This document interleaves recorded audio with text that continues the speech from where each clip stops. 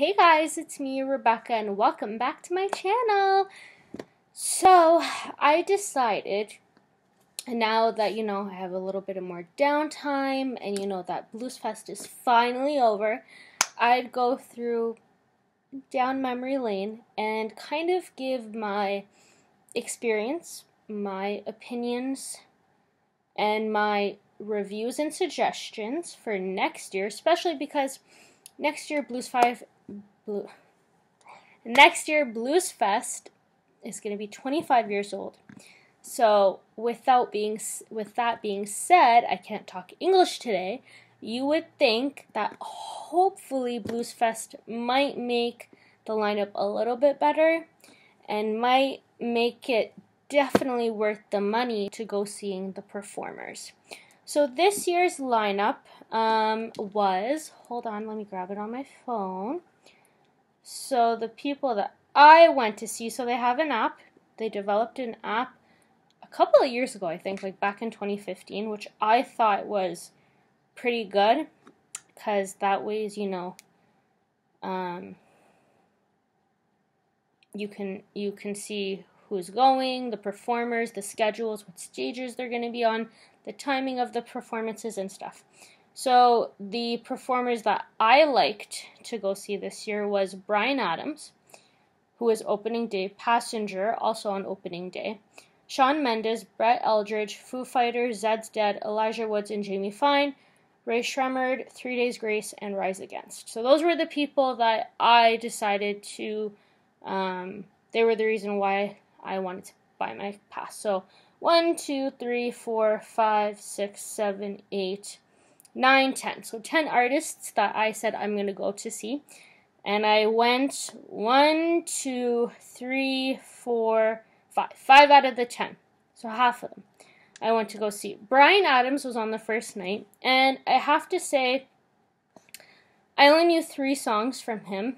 But overall, my experience with the whole performance was amazing.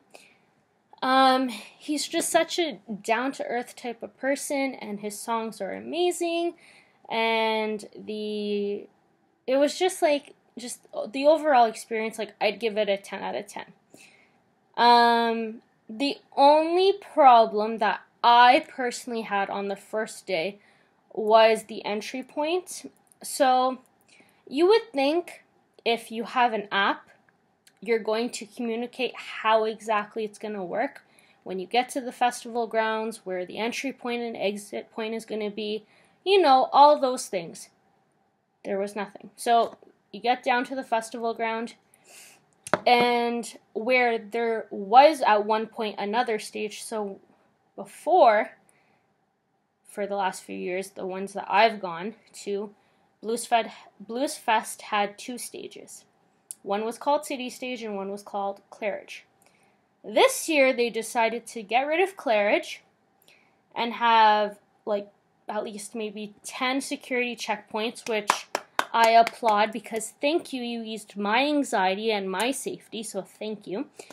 However, it was just really not organized. It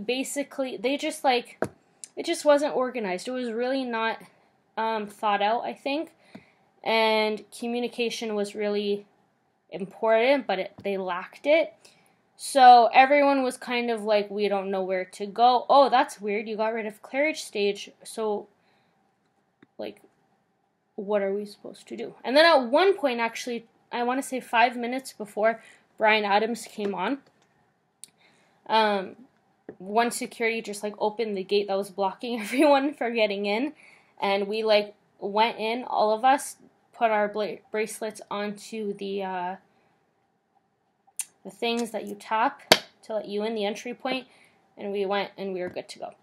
So that was the only, I can say, probably negative part of the whole thing, was just the unsureness and the lack of communication. But the following day, they got their stuff together, and, they made the security and checkpoint and everything better. So kudos to Bluesfest for getting their stuff together by the second day. Passenger I wasn't able to see because Bryan Adams actually went into the they were on 2 separate stages.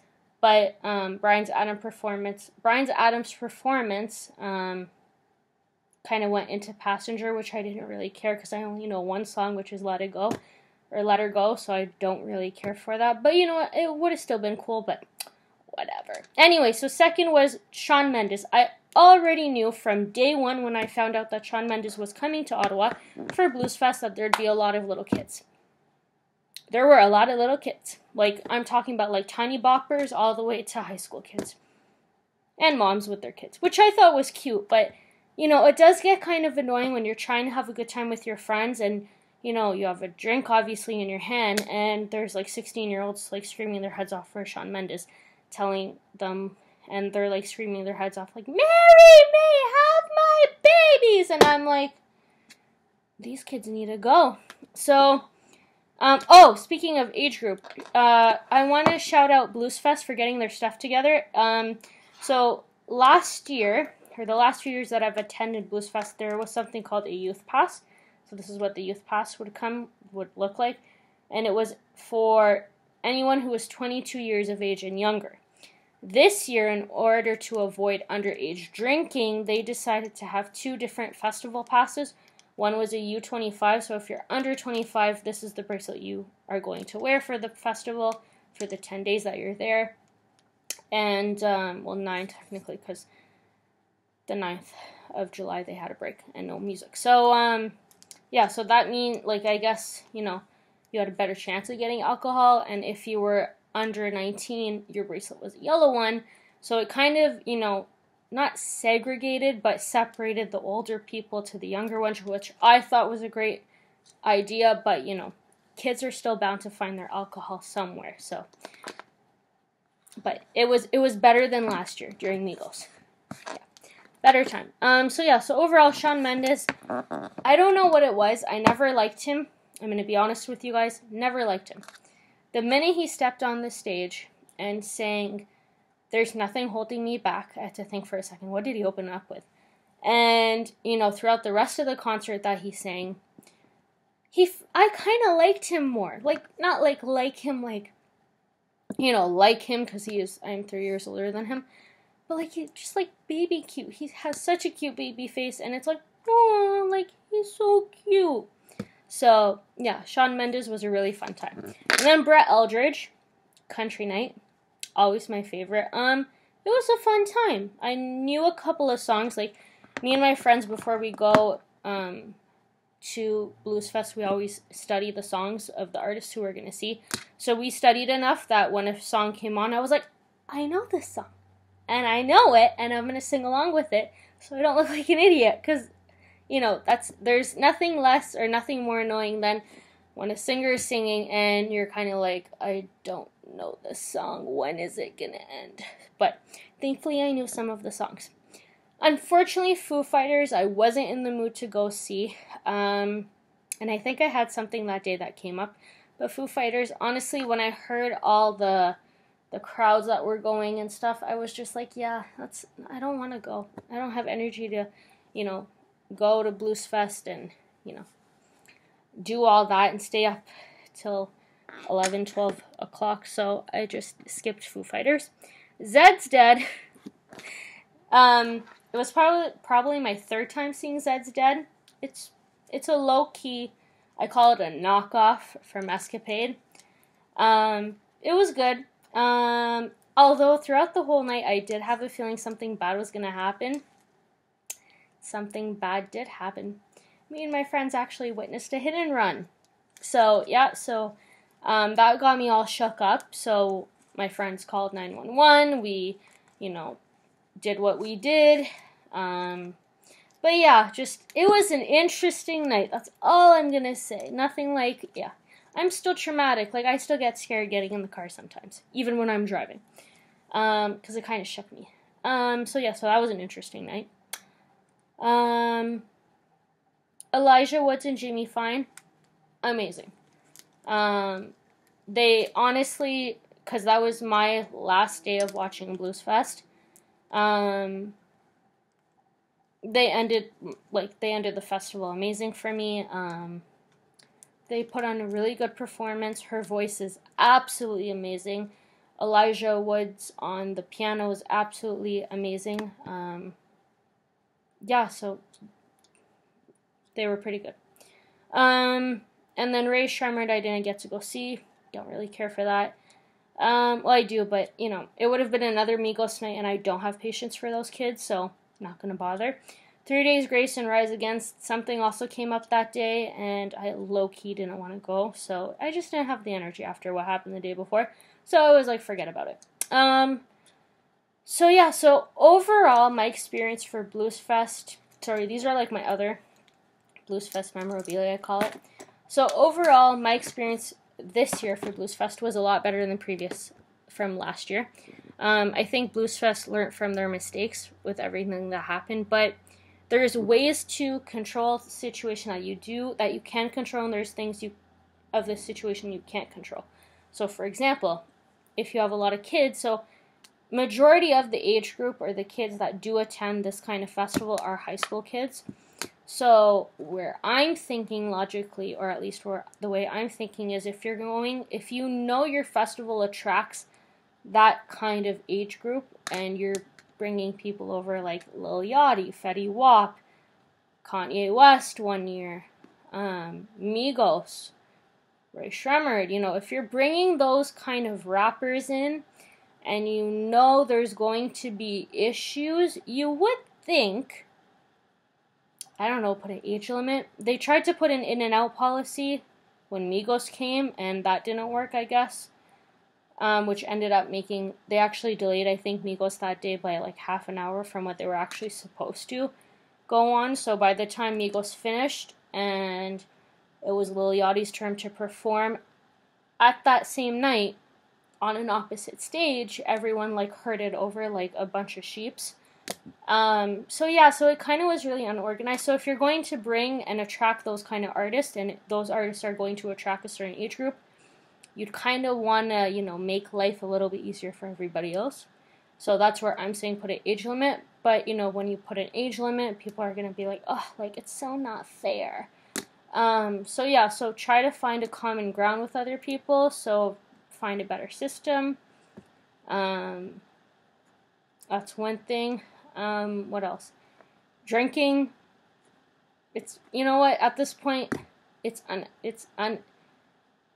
inevitable. That's the word I'm looking for. Inevitable. Like, kids are gonna look for their alcohol. They're gonna see a good-looking guy. If there's two, 16-year-olds that look like they're 21, and they see a good-looking guy and they want alcohol, the guy's going to get them their alcohol, and they're gonna get drunk. So it's not really a win-win situation, but, those things can be avoided.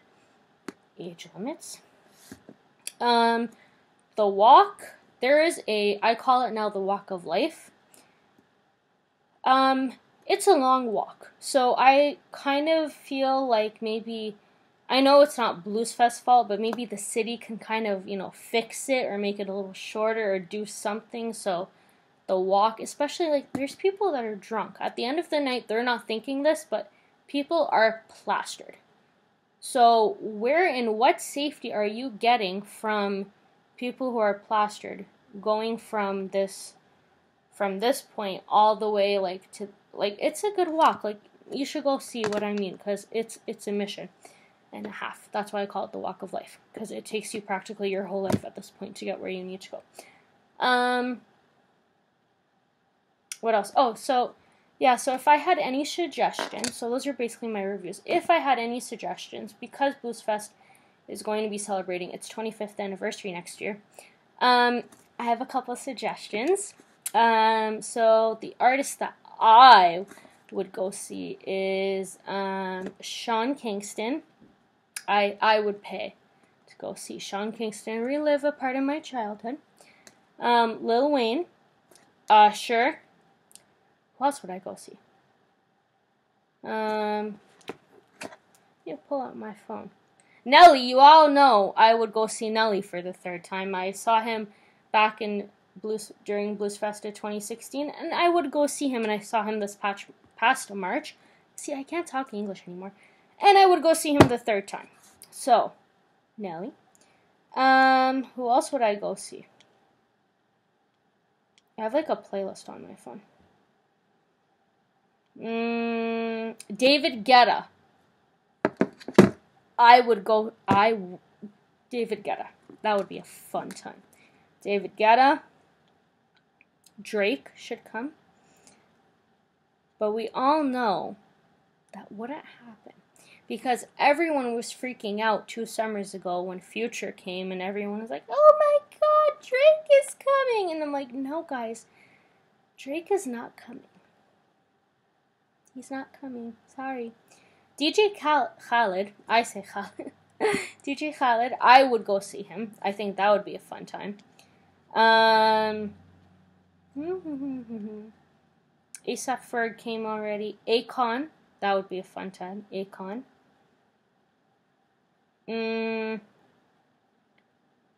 Backstreet Boys. Oh my god. Backstreet Boys. That would be a fun frickin' time. Backstreet Boys living back in the day. Belly already came. Beyonce. We already know Beyonce like hit Coachella, so you know it's wishful thinking. But imagine if Beyonce came to Bluesfest. I would be there. Rihanna. That would be fun.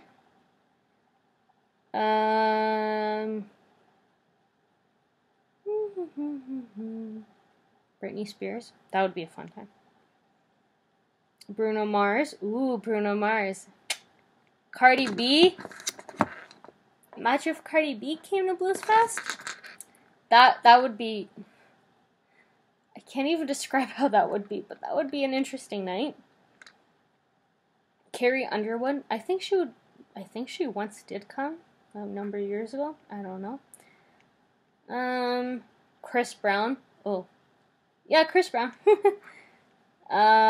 Chris Brown would be fun. Who else? Daniel Caesar came already. He was great. David Guetta, I said he'd be awesome. Yeah, so just like a number of artists that I would think that would be like a fun frickin' time are those following artists. So, and if, I kind of want to see if Bluesfest does have that, does have like a link where you can put suggestions for next year, because my list would be up there. Plaque it on there. Anyways, guys, so this was a long video. Bluesfest overall, I'd give it maybe an 8.5 out of 10, so it's not too bad. For future purchases, you know, for next year's purchase, the lineup has to be, I mean, I would like the lineup to be good, so it's worth my money. But yeah, anyways, guys, thank you so much for listening to my video and letting me talk.